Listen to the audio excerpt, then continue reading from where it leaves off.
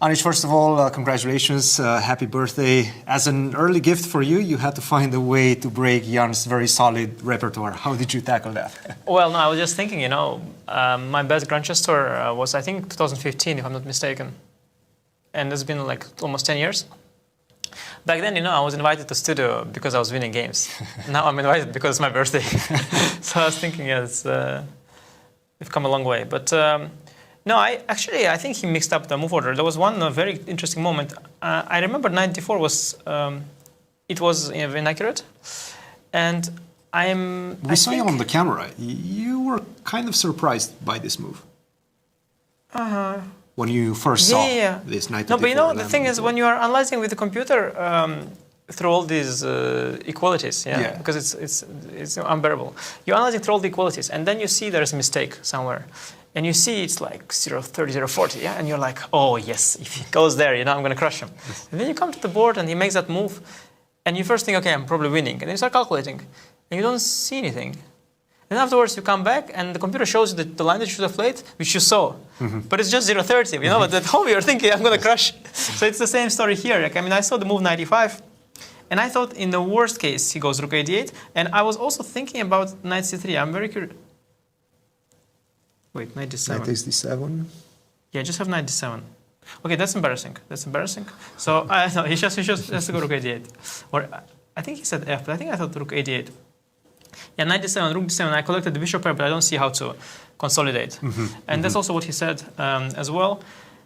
And you cannot take on d5. Bishop d5 is d5. Bishop takes d5 is a move that maybe you just e3 here, you don't really see these things. It's not very easy to give up the bishop and then make a slow move. But this is it would have been nicer if I checked this, because it's something I cannot find.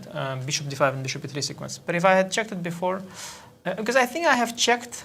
Was there any inspiration to go this route? Like, how did you come up to the conclusion to go for this type of positions? Honestly, I wasn't sure we'll land there, because he actually,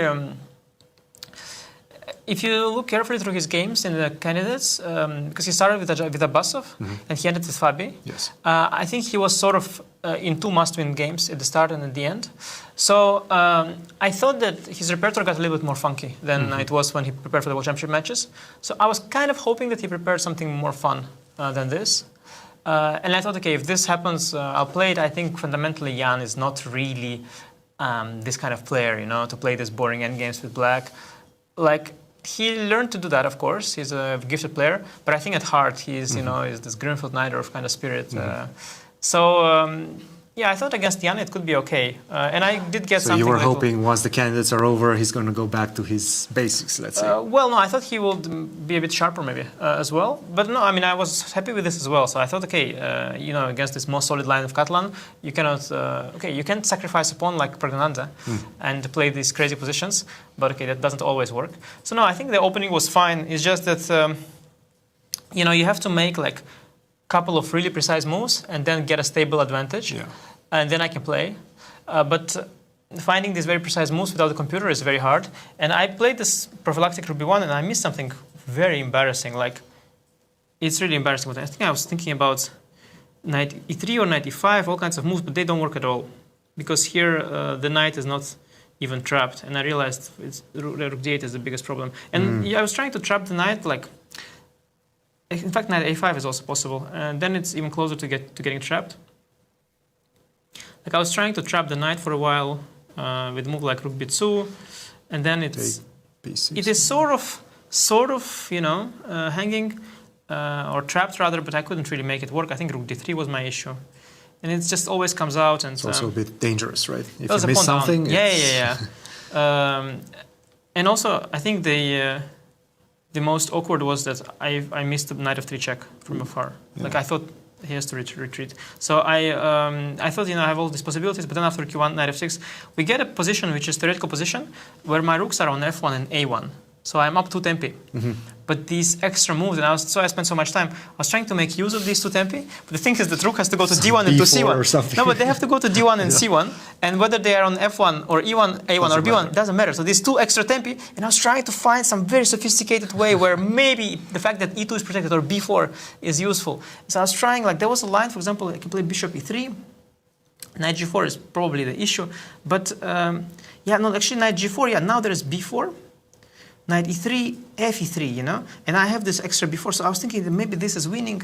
Okay, there's bishop e7 here, yeah, e8, take rook c8, but I thought maybe this is it. Also, yeah, I was thinking, okay, maybe he can just take here, play rook fc8. Now, before he goes bishop f8, so I thought this was the cleanest, and then, yes, if I, again, rook bc1 or rook ed1 are best moves, and then this position is kind of, it's actually like a theoretical position from some other line. So, yeah, some nuances were there, but I think I missed my chance with the soft rook b1, and would have been nicer to, yeah, to recollect my prep. Maybe I even checked this knight e5, but I don't know. I was not. Yeah, this bishop d5 everywhere. Bishop d5, bishop e3 is a very nice idea. Because if you trade, of course, like once you get this position, okay, you're gonna milk him very nicely. Yeah, put a knight on d4. Yeah, this I can play, but to get here is a problem.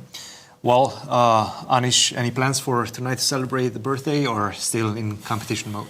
It's you know, it's if there was rest day tomorrow.